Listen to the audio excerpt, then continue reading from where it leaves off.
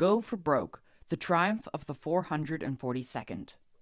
Yesterday, December 7th, 1941, a date which will live in infamy. The United States of America was suddenly and deliberately attacked by naval and air forces of the Empire of Japan. On December 7th, 1941, the Empire of Japan attacked the United States naval base at Pearl Harbor, killing over 2,000 military personnel and civilians. This attack would ruin the lives of over 100,000 Americans, Japanese Americans. Japanese Americans were either first-generation American citizens with Japanese ancestry, the Nisei, or Japanese immigrants, the Issei. They had endured a great deal of racial prejudice for the last decade. The U.S. government had been keeping tabs on them in case of an invasion from Japan. An hour after the attack on Pearl Harbor, certain Japanese Americans were arrested and taken in for questioning. On February 14th, 1941, 10 weeks after Pearl Harbor, President Franklin Roosevelt signed Executive Order 9066. This order gave the military, or the newly formed War Relocation Authority, power to remove anyone under the pretense of military necessity. In the following months, thousands of Japanese Americans were removed from their homes and their rights taken away for no other reason than their ancestry. However, some would later go to fight for their country in the 442nd Regimental Combat Team and triumph over the tragedies they were forced to endure. All along the West Coast, Japanese Americans were told to leave their homes. They were given 1 week to sell all that they had.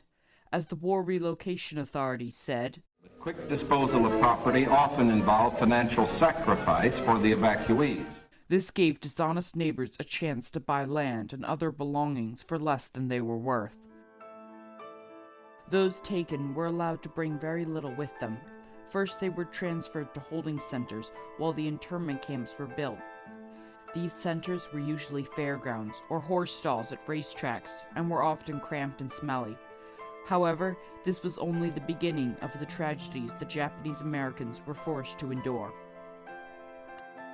The Japanese Americans were then moved to the internment camps, even though these were still under construction. The camps were surrounded by barbed wire and had guard towers with machine guns. The new inmates were told this protection was for their safety, but the machine guns always pointed in. The camps were very crowded, and lines for food were long. In some, the heat was sweltering, while in others it was freezing cold. Walls were thin, so any noise carried. The War Relocation Authority tried to set up schools and other recreational activities, so it would seem like home, but it was still prison. As the war moved on, negative opinion for the Japanese Americans began to decline. Inmates were given a test to assess their loyalty. Those deemed patriotic might be allowed to leave the camps, though they could not resettle on the West Coast. Or they might be eligible for armed service in the newly forming 442nd Regimental Combat Team. Not all Japanese Americans were imprisoned, and not everyone in the 442nd Regimental Combat Team was from the camps, but all knew what was going on. These camps were not a secret. The 442nd was segregated except for the officers, who were Caucasian. The team trained at Camp Shelby, Mississippi. It was said of them in a military report written after the war, "The men proved from the beginning to be willing, conscientious, loyal, and anxious to prove their devotion to their country." The 442nd slogan was, "Go for broke," taken from an old gambling term which meant to give it all that they had. The men would scream this as they went into battle. The 442nd was activated on April 22, 1944, and arrived in Italy on June 26th. Their goal was to clear the Germans from the Apennines mountain range, which ran down the length of Italy.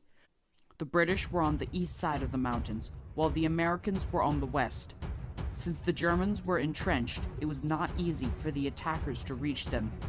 At the end of the Apennines sat the Arno Valley, marking the end of the German control in the mountains.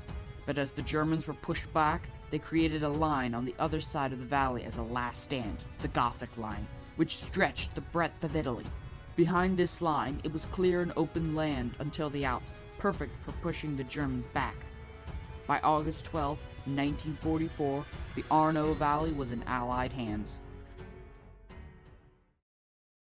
Back home, newspapers started to praise the 442nd's brave actions.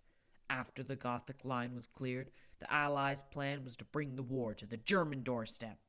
A new front was being created in France, and the 442nd was sent to help. On September 26, 1944, the 442nd was shipped to Marseille, France, to join the attack and open another front. They arrived on September 30th. It was hard fighting through the woods, but soon the 442nd would prove themselves once again, freeing what would become known as the Lost Battalion. It was October 24th, and the Texas 141st Infantry was fighting in the Vosges Mountains when tragedy struck. They were cut off completely, surrounded, and communications were gone. The 442nd had been fighting furiously for days in the front lines and were to be given a break, but when the Texas Battalion was lost, they were sent in to help. It took 3 days. The first 2 attacks failed, but on the third, they broke through the German line, despite being outnumbered. The 442nd was the most decorated unit in the Army, earning 550 Silver Stars, 9,486 Purple Hearts, 21 Medals of Honor, 5,200 Bronze Stars, and an unprecedented 7 presidential citations, and much more. The last presidential citation was given on July 15, 1946, by President Harry S. Truman, who said, "You have fought not only the enemy, but you have fought prejudice, and you have won." Back in the U.S., on January 2nd, 1945, the Japanese Americans were released from the camps. By this point, the Japanese Americans were no longer considered a threat, and an attack from Japan on the West Coast was very unlikely. The feelings of those leaving the camps were varied. Some were hopeful, others angry or sad. Some had lost everything and felt they were too old to start over. Inmates could now settle on the West Coast. When residents left the camps, the War Relocation Authority gave $50 to families and $25 to individuals, plus a train ticket where they came from. Public opinion towards the returning Japanese Americans varied. There was still racism, but a lot of the Japanese Americans were welcomed. More than 40 years later, in August of 1988, President Ronald Reagan signed the Civil Liberties Act. This gave all internment camp survivors $20,000 as an official apology. The internment of the Japanese Americans was a dark time in America's history, and we should never let something like this happen again. However, the men in the 442nd Regimental Combat Team triumphed over the tragedy of the camps and fought to prove themselves to a country that had imprisoned them. As President Bill Clinton said, "Rarely has a nation been so well served by a people so ill-treated."